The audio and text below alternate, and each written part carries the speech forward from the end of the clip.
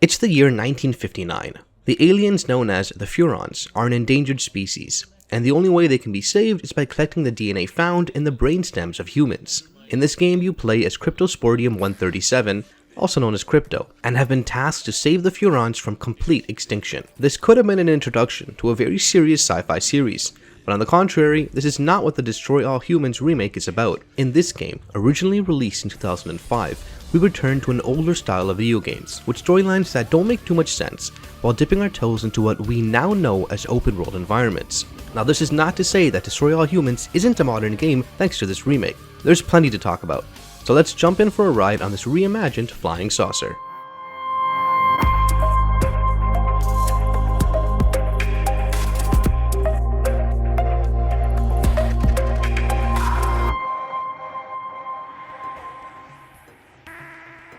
Starting off with the gameplay, Destroy All Humans is still a game from 2005, and it shows.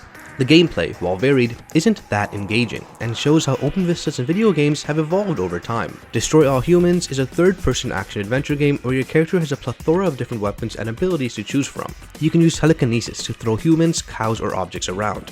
You can explode brains, make humans fight for you, or just electrocute everything in your path with your lightning gun. Besides that, you also have a flying saucer at your disposal in certain levels because, why not? How else did you end up on this wretched planet, right?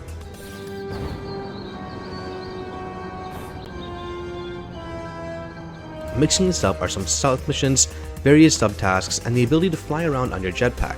Now this adds a bit of variety, which is good because the game needs it. None of the gameplay mechanics are particularly engaging, although fighting around in the chaos can be a lot of fun. At one point, there's a mission where you're defending a certain strategic point, and the Gears of War Horde-style mission structure and pure chaos is very rewarding. In between missions, you can upgrade abilities such as your shield and telekinesis powers. Besides upgrading your own powers, you can also choose to upgrade your saucer. The balance of the missions is a little off, as some of them can be fairly easy completed without much effort, while others require you to utilize every weapon and ability available to Crypto. Then there's the subtasks I mentioned earlier, which can be quite funny.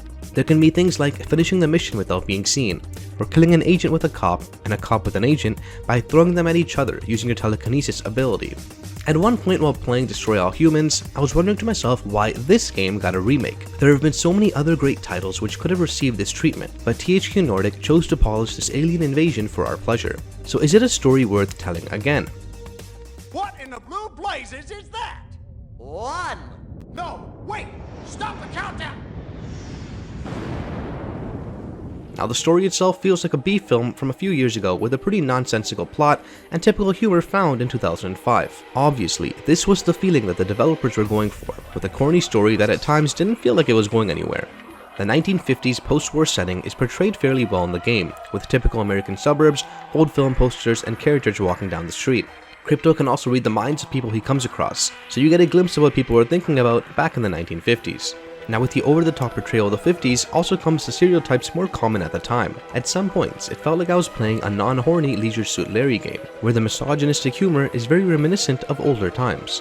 Crypto himself is a lead character without a lot of humor and voice acting, which didn't do much for me. He prefers destroying everything in his path, or the Kid Gloves approach his superior, Orthopox obeys him to follow. Stealth missions are clearly not his preference, and he often complains when having to carry them out. Now while the story isn't anything special, thankfully it doesn't get in the way of the gameplay. Due to the 50s setting, anything ominous happening is blamed on the communists, which often brought a smile to my face. Whenever you fail or complete a mission, a newspaper is shown explaining how the strange things that were happening can be linked to the Soviets. The game itself is between 8 and 10 hours long and contains 23 missions, which is one more than the original release. You can replay previous missions for fun or to get that perfect 3-star score. And now while the levels you go on during the campaign are diverse, that repetitiveness does kick in at some point. For me personally, the been there done that feeling happened after around 4 hours of playtime. So to answer the most important question, yes, this is a good remake. Destroy All Humans is a very attractive game with a pleasant art direction. The game runs well and the load times do not impede the flow of a playthrough. The user interface has improved over the original, with everything in a much more logical place. The controls, however, can be a challenge due to the sheer amount of things Crypto can do. Half the time I didn't even know what button to press to use a specific ability.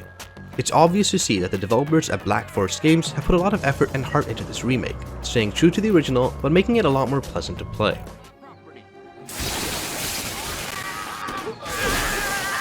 Excellent work, Crypto. In summary, Destroy All Humans is a modern-looking remake of a game that is clearly from another time. The open-level structure is fun and allows players to create chaos and have a good time.